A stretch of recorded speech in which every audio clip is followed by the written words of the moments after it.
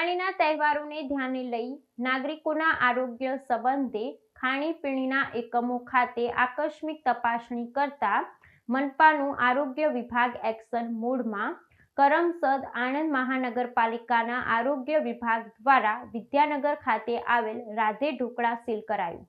કરમસદ આણંદ મહાનગરપાલિકાના કમિશનરના માર્ગદર્શન હેઠળ આરોગ્ય વિભાગની ટીમ દ્વારા આકસ્મિક મહાનગરપાલિકા વિસ્તારની વિવિધ હોટલ, રેસ્ટોરન્ટ, ખાણીપીણીના એકમો ખાતે જાહેર સ્વચ્છતા બાબતે તપાસણી હાથ ધરવામાં આવી હતી। મહાનગરપાલિકાના આરોગ્ય વિભાગની team, medical officer of health, sanitary inspector અને ટીમ દ્વારા વિદ્યાનગરના રાધે ઢોકળા ખાતે જરૂરી તપાસણી કરતા જાહેર આરોગ્ય નુકસાન કરતી ગંભીર ક્ષતિઓ જોવા મળી છે, જેમાં સ્વચ્છતાનો સદંતર અભાવ, ખોરાકમાં ભેળસેળ અને ગંદકી જોવા મળી હતી।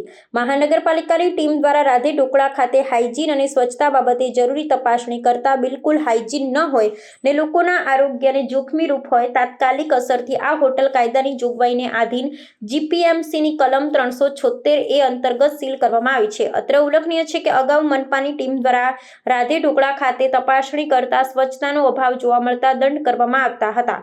કરમસદ આણંદ મહાનગરપાલિકા વિસ્તારની હોટલ, રેસ્ટોરન્ટ અને ખાણીપીણીના એકમો હાઇજીન, સ્વચ્છતા રાખે તે ખૂબ જ જરૂરી હોય મહાનગરપાલિકા આરોગ્ય વિભાગના ડોક્ટર રાજેશ પટેલ દ્વારા અનુરોધ કરવામાં આવ્યો છે। આ ઉપરાંત દિવાળીના તહેવારો દરમિયાન મહાનગરપાલિકા આરોગ્ય વિભાગ દ્વારા ખાણીપીણીના એકમો ખાતે સ્વચ્છતાની ચકાસણી અંગેની ઝુંબેશ ચાલુ રહેશે। ખોરાકમાં ભેળસેળ અને સ્વચ્છતાના માપદંડોમાં કોઈ પણ રીતે ચલાવી લેવામાં આવશે નહીં, તેમ વધુમાં ડોક્ટર રાજેશ પટેલે કહ્યું છે।